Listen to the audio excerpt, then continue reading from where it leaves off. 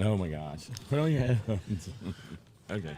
I meant to get over here. I was ordering pizza. Okay. They're taking photos right now, guys. They're taking photos. Sorry about this, guys. No worries. This is live. This is part of the live I've only been married chaos to her that we 40 do. years, so I do whatever she says. This is the best way. This is the best way. All right, super excited for this next All right, one, ladies guys. and gentlemen, we have Beauty On, also known as Akin. He is the co-founder of one of my favorite Bitcoin companies. The founder. The founder. Cheeky man. The founder of one of my favorite Bitcoin companies, which enables you to stack Bitcoin the way you should stack Bitcoin, acquire Bitcoin KYC free, and that is Steco. And you guys did it in a very, very clever way. So, Beauty On, thank you so much for coming on the show. And thank you for having me, Nico. We meet in the flesh for the second time. Yes, and it's been great every single time, and maybe let's go down this rabbit hole while we're here. I really appreciated your a lot of people on Twitter. I appreciate your sincerity, and I appreciate the way that you view the world and that you look at the world, and I see the world in a very similar light. And I think a lot of people don't understand what's at stake. And I think because they don't understand what's at stake, they either see it as a joke or they don't take it as seriously as they should. That's exactly right. And a lot of these people have never wrung the neck of a chicken or see a man killed. And so all the side effects, the beneficial side effects of Bitcoin for them are purely theoretical. That's why they can do things like ordinals, to a tool that can disempower the state and take away the state's excesses of violence out of the equation. That's why they think Bitcoin is a joke, because they don't have any experience in how bad things actually are, both overtly and covertly, both on the surface and underneath the surface. And so this is why it's possible for people to think Bitcoin is a game, it's a joke, it's a meme, it's all this stuff. And of course, there's nothing wrong with memes, there's nothing wrong with jokes. Having a joke is fun. Having a drink is fun too. But you can't spend your life only drinking. You can't spend your life only making jokes. At some point, you've got to be serious. You've got to take these problems seriously. Otherwise, the people who are taking them seriously are going to overrun you, and then you wish you never got out of bed, because they're going to destroy you. And they don't have any compunction about destroying people for their own ends. So unless you take it seriously, and I say you meaning the people who are doing Bitcoin and getting involved in Bitcoin, you're doing it and yourself a disservice. And this so-called society that people think is a real thing. These people all, universally believe in society, but then they behave so recklessly with something like Bitcoin, which can be a big boon for everyone. So I have limited patience for people who play around with this incredible tool and who don't take it seriously. You've got to take Bitcoin seriously. Otherwise, we're all for the high jump. 100%. One of the things that I say, Beauty On, and a lot of people see it as this hyperbolic statement, is I say Bitcoin or slavery. And I really do believe that on a fundamental level. And you referenced the forces that we're up against. And I don't think people are quite awake to this. I think that if you are an Argentine and you're dealing with 120% inflation, right? Then you start questioning what is money. Then you start questioning the whole idea of the states, the whole idea of a central bank, right? And, it's actually worse than what you just described. It's not Bitcoin or slavery, it's Bitcoin or death. I mean, how do you think they paid for all these billions of shots full of poison to be injected into billions? An unprecedented mass poisoning event never been seen in the history of the world. How do you think they paid for it? They paid for it by printing the money. And so if they can't print the money, then this terrible thing that just happened could not have happened. Of course, they might be able to do it on a smaller scale, but that's better than the death on a smaller scale is better than death on a mass scale. So fiat money is literally killing people. And I know that's paraphrasing somebody who's now an enemy of Bitcoin, but so forgive me. But it is actually literally true. The ability to create money out of nothing, combined with people who are willing to take that money to do bad things so they can spend that money in the short term, is the root cause of things like this COVID-19 event and many other things that are happening in the world that have to do with militarism and all that kind of business. So it's not just about a bad outcome. It's about literally life and death. And this sounds hyperbolic. It sounds overplayed, over-egging it. I'm afraid I'm not. And part of the reason why people are reluctant to take this seriously is because you have to use this kind of language if you're speaking truthfully. And it sounds like, oh no, this is another conspiracy theory. It's just a hysterical person, but in fact, it's actually true. Yeah. I mean, the house is actually on fire. This is not somebody screaming fire in a movie theater. It's actually on fire now. So it's very important to. I mean, I actually don't know the answer about how we can convey the seriousness of the problem of fiat money to people. And so part of me says that, well, maybe we shouldn't be trying to do that. If you can't do it, do something else. Nobody had to be convinced, I keep going back to this over and over again, about WhatsApp. Nobody had to be told about the problem of mass surveillance. They were just given the tools, bundled into WhatsApp without them even knowing it, and then the problem was solved. And of course, people like you and me who understand these problems, we get the benefit of the shield of these billions of people who are all encrypted. Nobody's going to say to us, you're encrypting your stuff, Nico. You're a bad person. No, I'm not. Everybody's encrypted now. Everybody's doing it. It's not just me. I mean, I didn't even write it. I'm just using it too. I just downloaded it. I don't know how it works. And you'll be telling the truth.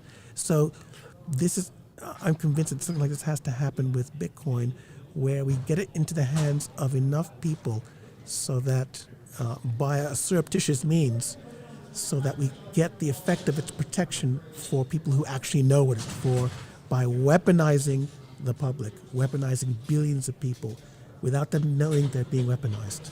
100%. And it is, a lot of people say that this is, at the end of the day, if you break it down, this is the separation of money and state. And you mentioned something, a couple minutes ago when you were speaking about this idea of the ability for a bureaucratic elite to create money for free that the rest of the world, the rest of people have to work for, and how that completely misaligns a society's incentives from top to bottom. And you can even make the case that it corrupts the base layer of society, and because that base layer is corrupted. Well, I wouldn't put it in those terms in these days. What they're actually doing is just stealing. It's just stealing.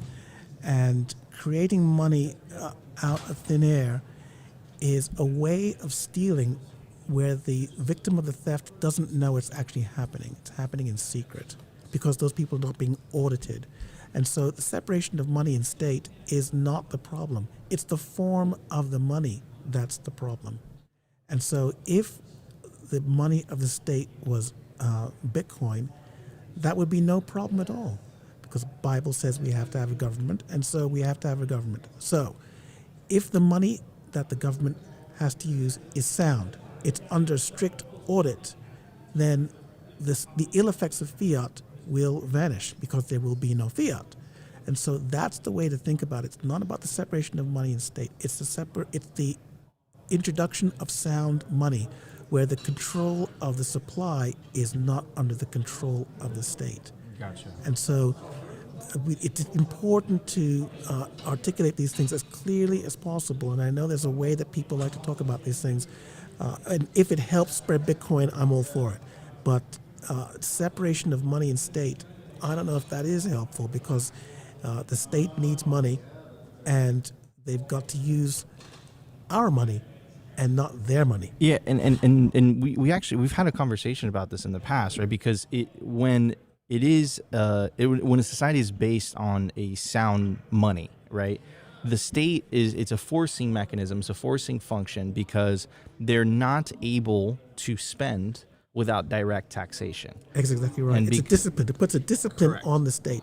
So if they want to build a bridge to nowhere, they have to Go and convince people to, build a bridge to nowhere. and people are going to say, F you. Well, they're going to say, well, maybe not. You know, and so they'll, whatever will happen, the constraint will be there. And I can tell you something else: they won't even ask for that money because they know it's not there. They all want to keep their government jobs, and so they're not going to squander money that can be audited and everybody can see what they're doing. So this is the discipline that must be brought to bear on the state. And as you've seen, they're importing people into the country that there's no infrastructure for. And each one of these individuals has a cost to the state.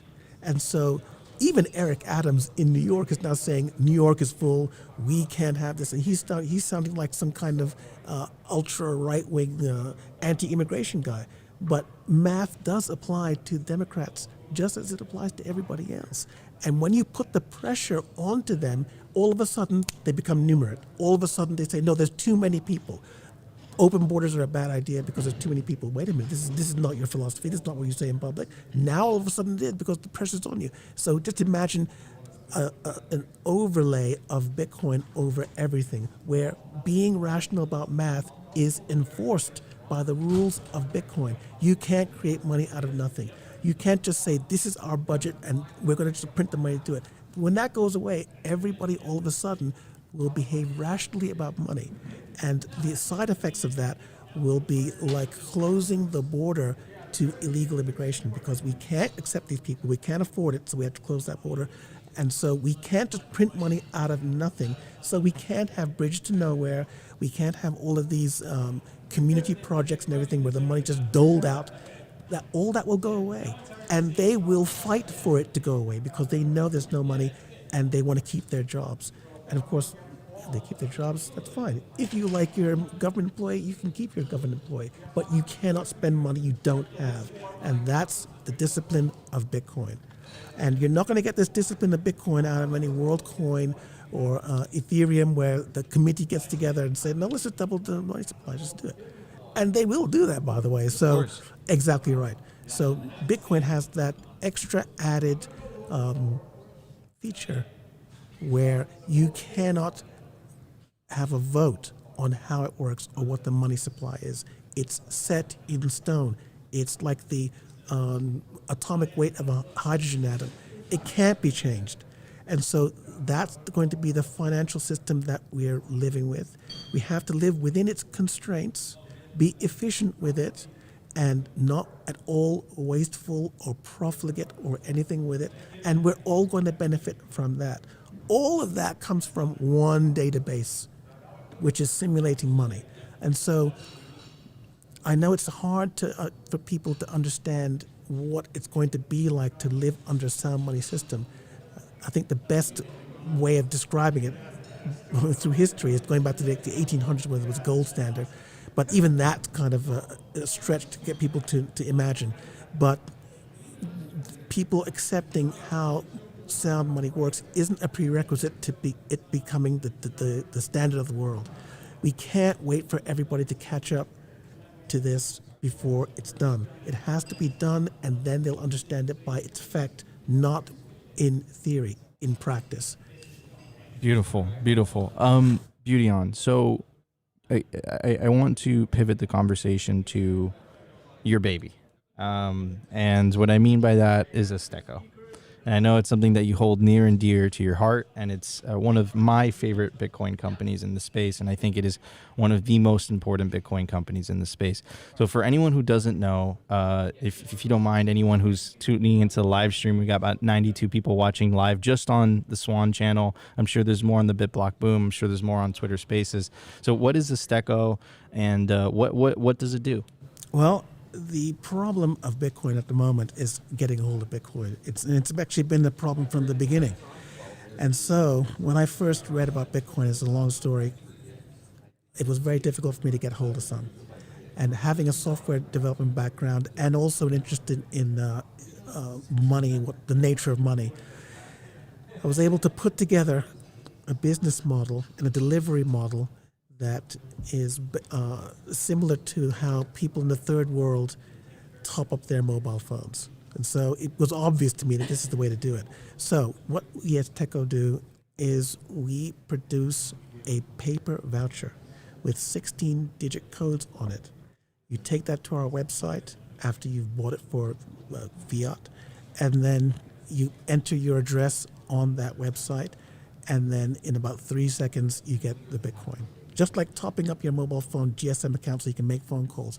That because Bitcoin is a database and it's not money, it's possible to write almost an infinite number of tools, software tools that can interact with it.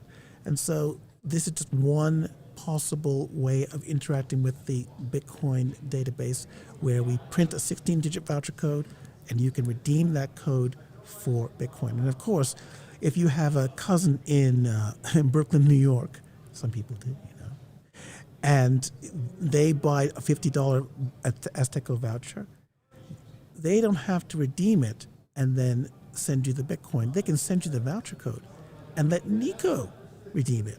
And so we reduced the what's the word? It's the not the utility, but we reduced the facility of sending Bitcoin to a 16-digit number, which can be used from any location. And this removes all of the friction in obtaining Bitcoin. And it's how the GSM phone network was able to supply telephony to billions of people, literally, in countries where most of the people are unbanked.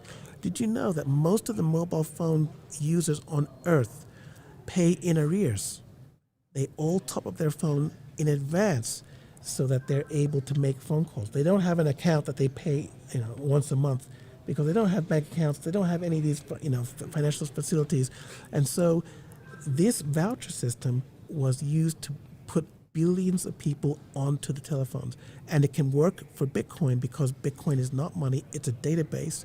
And the Bitcoin wallets are an interface to that database. And so the two fit on top of each other just like that. And we're selling a lot of vouchers now. A lot of vouchers. And Azteco is global, obviously. It is global.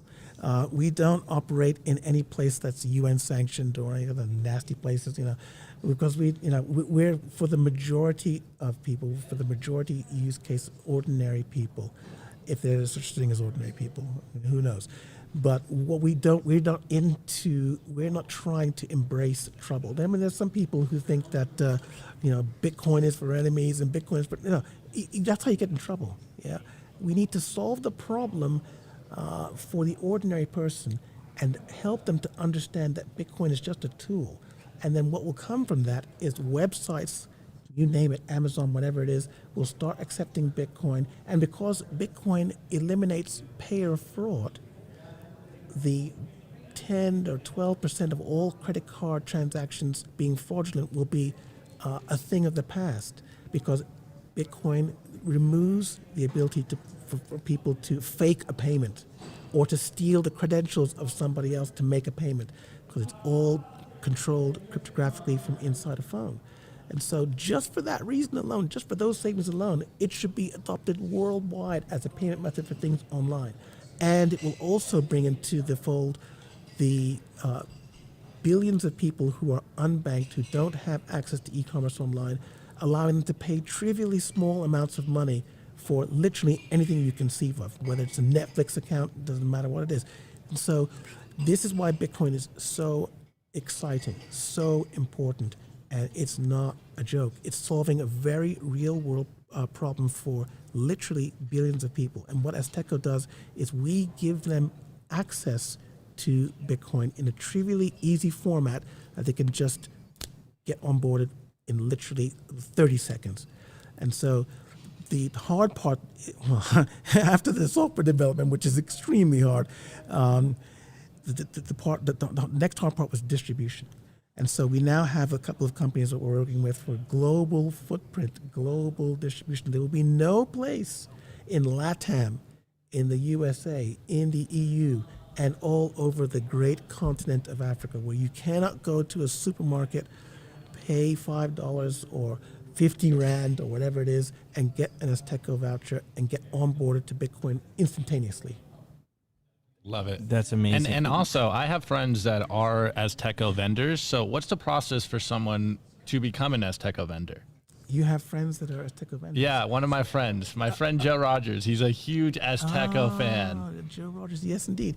What's he calling his company now? He's, Orange Label. yes, exactly. Orange Yeah. Label. He's one of the good guys. He's one of Yes, he's yes. one of our good vendors. So to become an Azteco vendor, the time to apply to become an Azteca vendor is 2017. Oh, So- okay. So no longer Azteco vendors. No, there are Azteco vendors, but because our team is small and our workload is very, very big, we're trying to move the business onto API vendors. We call API Okay, vendors. okay. So we're taking on supermarkets and Safeways Awesome, and Waitrose let's and most go. other places. So we will take on a Joe Rogers. Okay. Because he is he's kind of person is an important person. So if you're motivated to sell a lot of vouchers to spread Bitcoin, if you're part of the mission to spread Bitcoin, of course we want to talk to you. But what we cannot do is indulge people who just want to be a vendor so they can wear the badge of being a vendor. Yeah. So, exactly. So you've got to be commercially minded. Okay. Gotcha. Interesting. So, Beauty, for anyone who doesn't know, is not familiar with an Azteco voucher, why don't you walk people through the process, right? So they get a voucher. What are the steps? Well, let's say that I'm an Azteco vendor, which actually I am for this demonstration. What we're going to do is I'm going to issue a voucher to you right here, right now, Nico. And I go to my vendor account. So you get out your wallet Satoshi. And what I will do is I'll issue a voucher to you right now. So I'm going to log in to my vendor account, and if we had a stopwatch, we could start timing it. So I'm going to log in, and I'm going to pretend that you've given me a $5 note, and then I will say issue voucher. Nico, you want a Lightning voucher or an on-chain voucher? I'll take a Lightning. Okay, take Lightning. sensible. So here is a $5 Lightning voucher coming. I say complete sale. So there's 4 clicks I had to do. And then all of a sudden, just like magic, you're going to see a voucher turn up right here like that, bang, like that. And so if somebody is watching this, they might actually try to scan it, so I'll go like that. So you can scan that now, and then you'll get this $5 Let's see. worth of Bitcoin. Let's see if right I was here. the quickest to the punch. Let's see if the live stream has not beat me. Here we go. There you go. And so that's the process of issuing an Azteco voucher. So imagine it worked. Just Great. like that. So, Just like that. imagine you go into a store where you buy Coca-Cola or whatever it is, and you say, I need $20 worth of Bitcoin. So here's a 2 tens. And then literally under 30 seconds later, you get this Azteco voucher, and then it's on your phone. And you can then send that to anybody on earth without permission, without going to talk to somebody else about sending your own money to another person, which is, to me, highly offensive. If it's your money, you shouldn't have to ask permission to send money to somebody else. Completely absurd. So that is the process of having an Azteco voucher sold to you. It's seamless. It's fast. It's not invasive. It's just like buying bubble gum. It's just like buying a top-up for your mobile phone. If you're in Enugu or Jos or any one of these places, it's exactly the same. And it's not only functionally the same, it's legally the same because it's a voucher, it's not money. And so that's the breakthrough that we've made in Azteco, reducing the complexity of getting Bitcoin essentially to nothing. If we removed anything from this process, the process could not work. And so this is our big advantage, and we're going to reach literally billions of people because we have a very vast distribution network that's super reliable. And this September and October, we're going to have a whole series of events in Brazil where we've sponsored some events, and there's going to be a couple of conferences, speakers, and those kind of business. And we're going to refine our marketing strategy, our marketing verbiage in Brazil, and then we're going to replicate that for these other countries in LATAM. And it's going to work. And then we also have a brand new consumer Bitcoin website and brand design, which is, I think people are going to be very surprised by.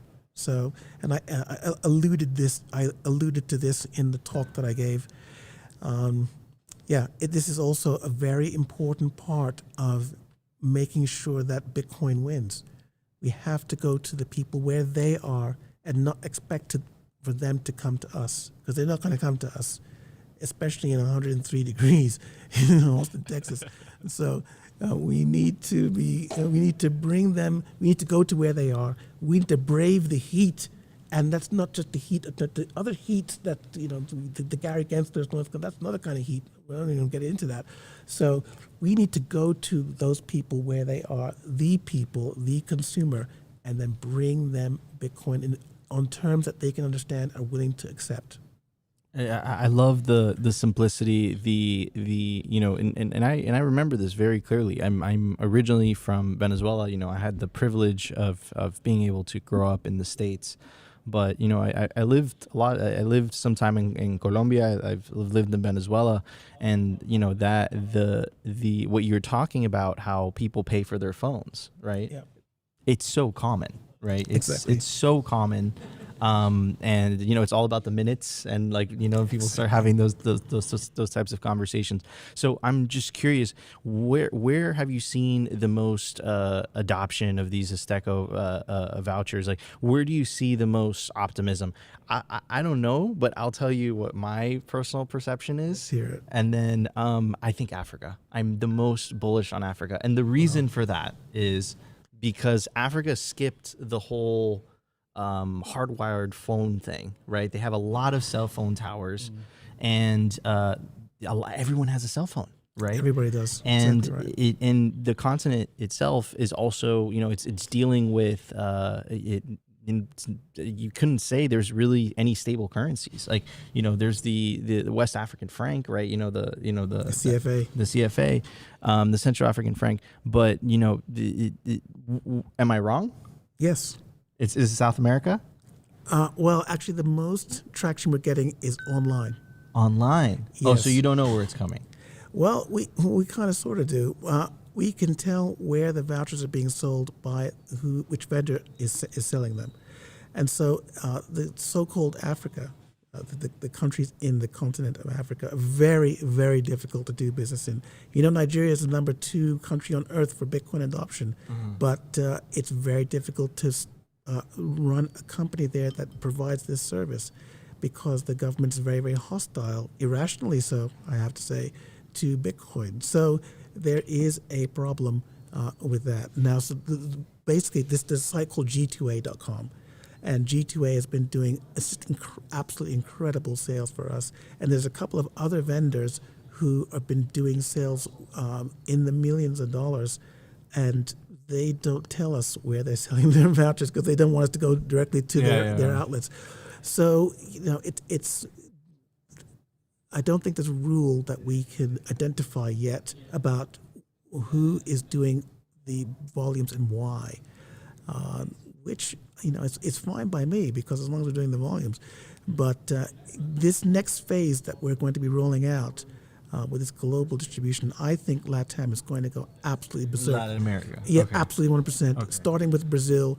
And what we've seen so far. What about Argentina? What about? Well, Isn't that easy pickings? funnily enough, we've just opened up Argentina. Okay. So what has to happen is people have to be told about Azteco. They have to be informed that it exists, what it does, and how it's going to benefit them, and then the sales come after. But our new distributor has started to sell in Brazil without any promotion of any kind, and their sales are increasing in a way that we find absolutely shocking. So there's obviously internet, what do they call it? Internet telegram that's spreading the news about Azteco. And when our PR starts to kick in down there, I think this, once again, like with the G2A, the sales are going to go through the ceiling. So this is why we've worked very, very hard to consumerize the experience so that it's very, very simple. Now, you just redeemed one of our vouchers with Wallet Satoshi. It's a one click to redeem. There's no signing up or anything. So when somebody gets one of our vouchers for the first time, and we tell them to go to Wallet Satoshi, we know that it's going to work out of the box. It's going to work out of the box. Now, there are people who don't like Wallet Satoshi because it's a custodial. Yeah. Can we talk about that? I wanted to bring that up earlier. well, look,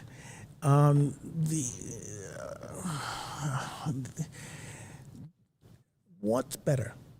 To have an experience where people get $5 worth of Bitcoin onto their Wallet Satoshi without any problems at all. We're trying to get these people to understand that Bitcoin is very useful to them.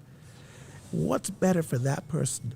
To use a tool that is quote unquote non-custodial, or to use Wallet Satoshi where they get the satisfaction instantaneously.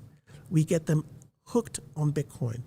And when they start putting more and more of their money into Bitcoin, maybe they're going to start reading about it. Maybe they're going to use another kind of wallet. Who knows? But for the first experience, their first taste of Bitcoin, we cannot have them have an experience no root to host.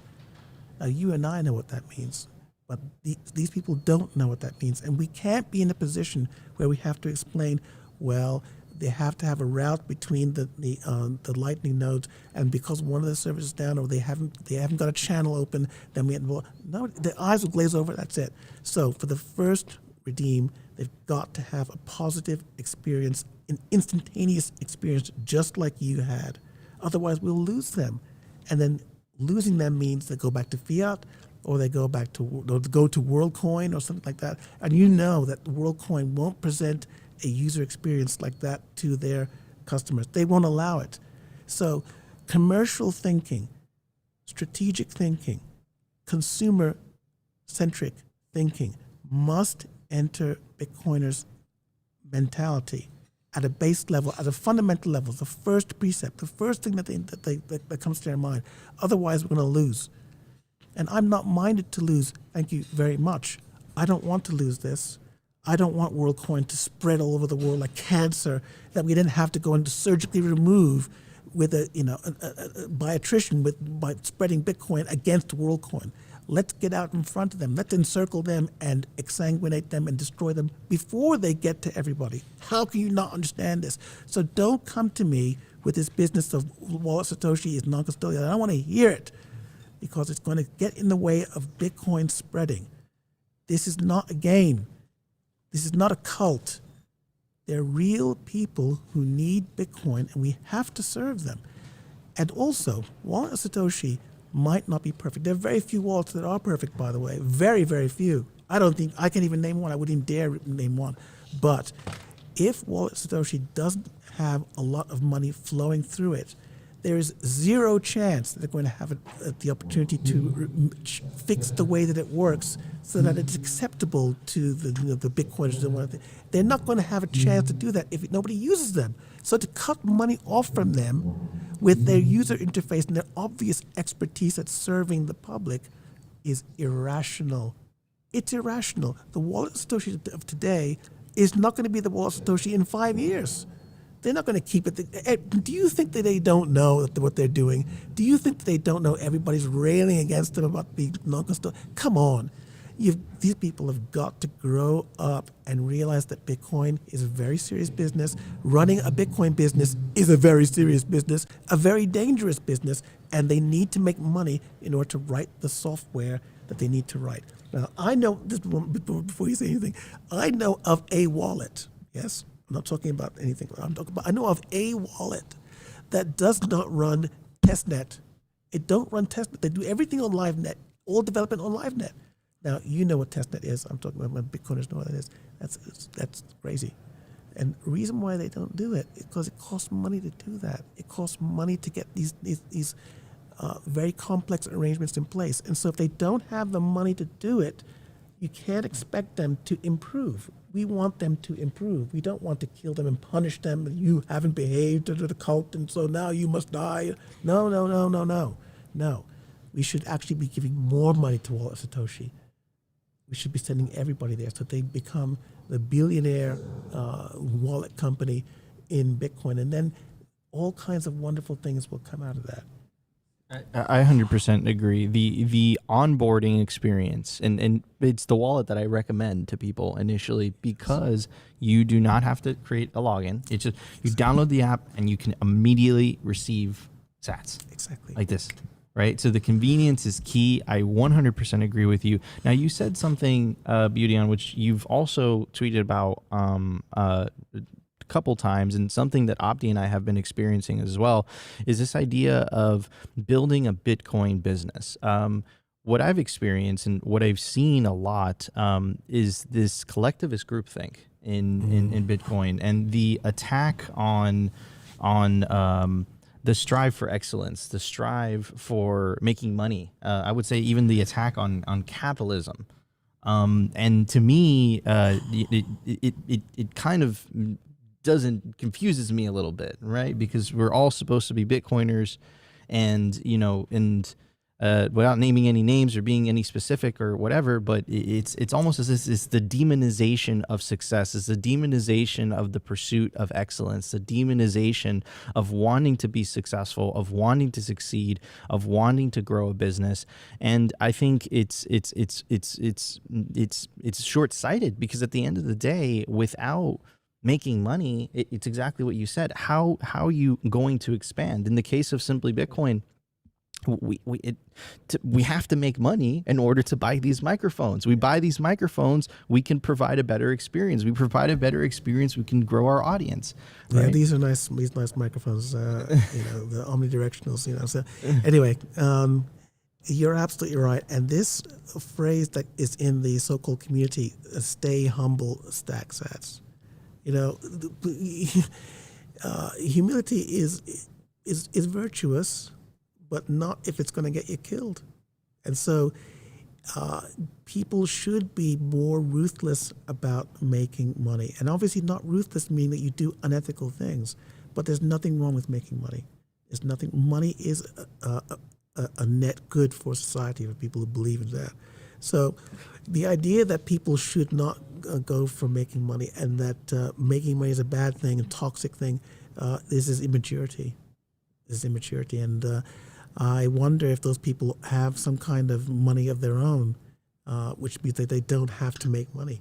So, because only people who have that kind of background think money is just a nuisance, when in fact it's and let's think about this also. You're running a Bitcoin company, and you know that the state is coming after Bitcoin companies like there's no tomorrow. If you have to get yourself a lawyer to defend yourself, and you don't have a war chest of money, well, where's all the people who want to, maybe they'll run a crowdfund if you're lucky. It doesn't make sense to not be money oriented and also ethical. Anti-capitalism is part of the disease of socialism that's spread throughout the United States. Unfortunately, it's very widespread in Europe. And so when people talk about running a business, again, somebody said something that was so offensive that it was about a Bitcoin company, I can't remember which one, that this person put out the caveat, yes, but it's a for-profit business, so we have to be careful. What do you mean? What do you mean by that? I'm sure this person goes to McDonald's and eats the burgers from there, and he doesn't care that it's a for-profit corporation. I mean, what in America or even Canada would companies who serve the public do it on a basis of not being for profit? Look, the profit motivation is perfectly natural, it's perfectly normal, and it's actually socialism which is abnormal and dangerous. So when people talk like this, I wonder what planet they're from. I wonder what brainwashing camp that they've come out of. And there's nothing wrong with Bitcoin companies making a profit. Serving other people for money is good. It is ethical. because both sides benefit. And what is the important part is that the prices are set correctly, but that's up to the market to decide, not for a committee. And so, these socialists are crazy. And they're part of the reason why, by the way, that the fiat system has lasted so long is because there's been no discipline on these socialists who are free to come up with every nonsense they can, and they get free money, not only to exercise it, but to promote it to younger people so that the bad system continues. So it's very important that when you hear this kind of socialist talk, it's rebuked instantaneously. There's nothing wrong with making a profit. Nothing wrong with it. People have to live. And of course, you find a lot of these people don't have their own children. They don't have children, don't have wives, don't have anything to take care of. And so for them, the incentive of making money doesn't have any real impact on other people that they're responsible for, if they're even able to be responsible people, at all. But so there's a big problem in the education level of education in economics that causes people to say this kind of nonsense. And it's infuriating. It's very, very annoying. And we are going to put an end to it. The real Bitcoiners are going to put an end to it, because there's going to come a generation that doesn't understand or doesn't think about anything to do with socialism as normal. They'll see it as abnormal, very weird. And what do you mean not make a profit? I mean, I'm not here. It's going to, the world's going to change. To think that the world's going to stay the same is irrational. The world is going to change. It's going to change the way that we want it to change if we step to the plate and knock it out of the park. That's what we have to do. And by the way, Abdi, because I normally see you with the glasses on. Yeah. I didn't recognize it was you. No worries. Everyone says the same incredible. thing. But Beauty On, I have one question, because you really changed the way that Nico and I do our messaging and our framing on the show. And the first thing that we always say is Beauty On will be proud of us, because we constantly shill wallets every single day. Like, we, maybe not every single day, but every other day, where me and Nico will sit there and it's like, okay, this is when I run down 50 million, different wallets right now, and you can make your choice. But for everyone out there, I'm so excited for this conversation. Beauty On, you're one of my favorite writers. I absolutely love your Twitter account. It's one of my favorite things to do. I'm always sending Nico like your tweets and stuff, like, dude, Beauty On gets it. Like, he's got the messaging. But what would be a call of action to all of the listeners out there, whether it's on live stream or on Twitter? What do you want people, like, how can you set them straight? I guess better yet, Beauty On. Well, loath as I am to be the person to set people straight, but this happens as a consequence of me ranting and raving. I would say the most important thing you can do is to put people onto an ethical Bitcoin wallet. So find an ethical Bitcoin wallet, which means that and this is not a hard and fast definition that I have, but I have a clutch of wallets that I always recommend. It's Samurai Wallet, Wallet of Satoshi, Phoenix, Breeze, Moon, and one other one. I think another one. I can't remember.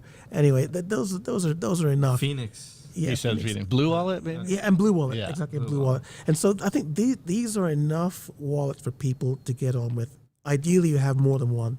And so you need to get these wallets, and then get the people who you've given this wallet to a little bit of Bitcoin. Don't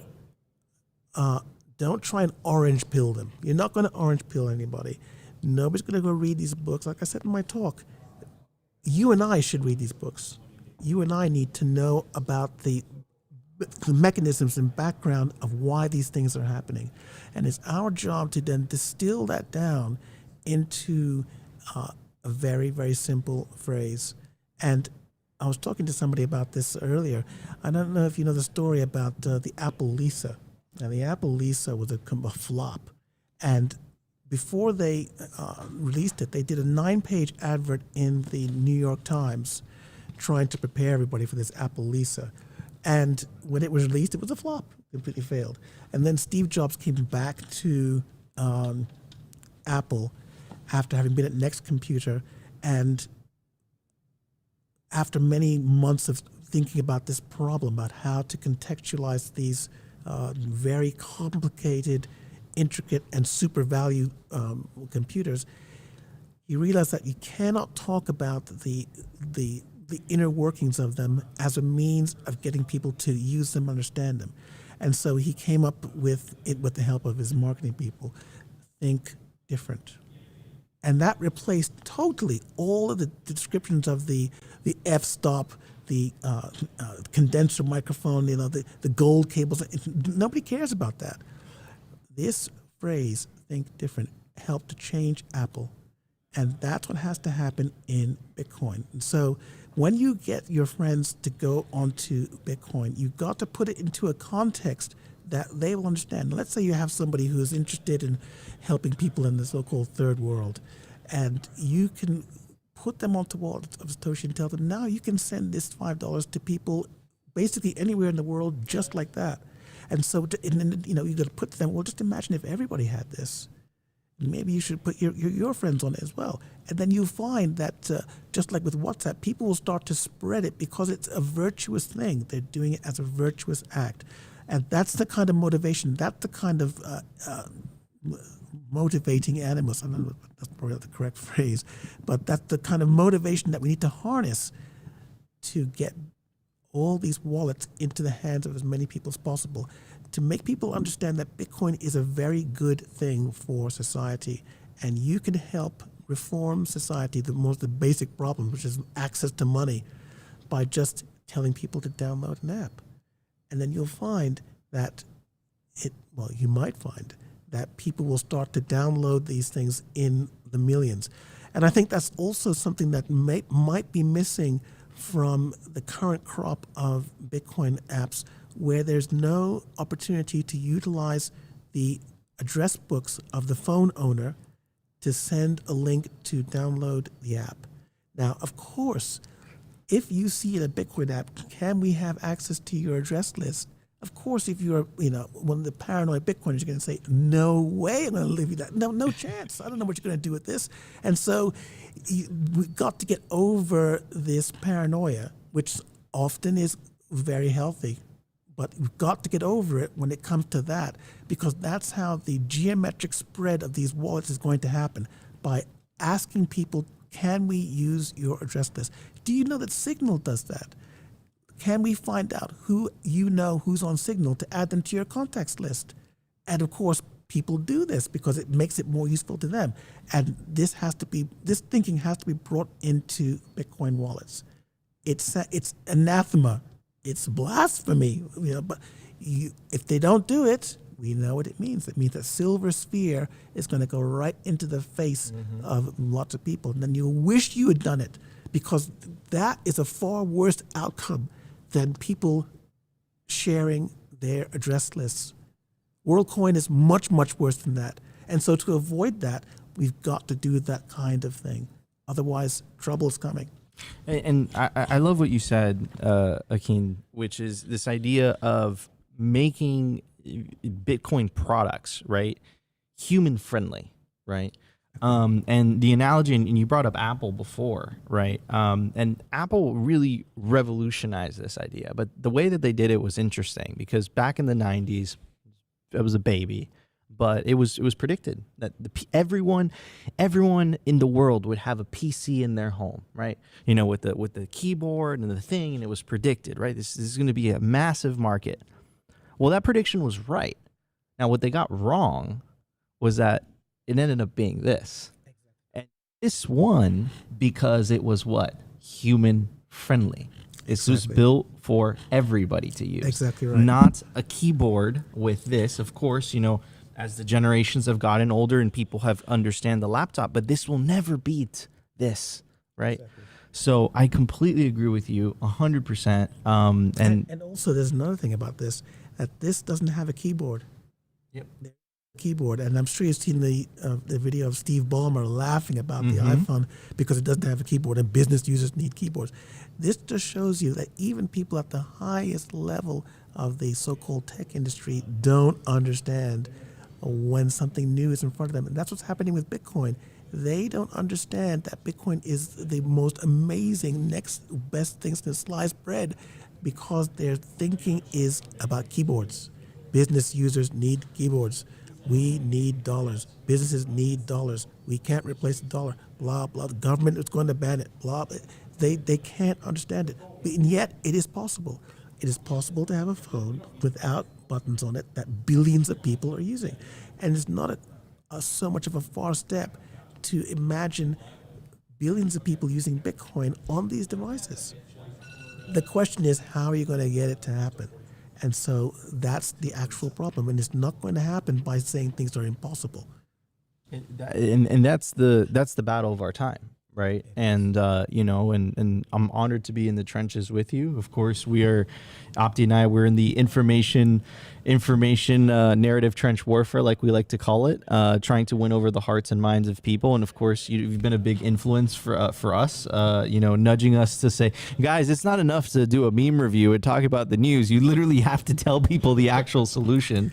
Yeah, I'm afraid so, because the solution can't be inferred from the meme. And of course, I love memes. I like to have a laugh. So, but you're absolutely right, Nico. And I'll say it in front of everybody that I think you two are super important people. I think the work you do is also essential, and nobody is 100% right out of the box, including me. So it's important that you're actually doing it. And while you're doing it, you refine it, you get better and better and better at it. You get better microphones, you get sponsors, and don't let anybody dissuade you from getting a sponsor, doesn't matter who it is. As long as you're pushing the message out and you're being effective, and you have ideally some way of measuring how effective you are, normally that's by the number of users you have, then you're doing the right thing. You're doing all anybody can ask you to do. And if anybody asks you to do more than that, well, maybe they should be doing their own stuff instead of telling you how to do stuff. So I am an endorser of Nico and Opti. That is a fact. Well, that is... Hold on. I need to give him some horns. You heard it here first, guys. That is incredibly humbling. And, the passage that comes to mind is judge not the man in the arena, right? If it's a lot easier for you to... judge from the outside, from the stands, without you being in the thick of things, right? Because things are a little bit different when you're in the thick of things. Problems arise, fires you have to put out every single day, and that's how it is. But Akin, Beautyon, thank you so much for joining us today. We really, really appreciate it. It's a pleasure, Opti, as well. Thank you so much. Good to have you, Beautyon. All right, guys, hold on. Let me get the mic here.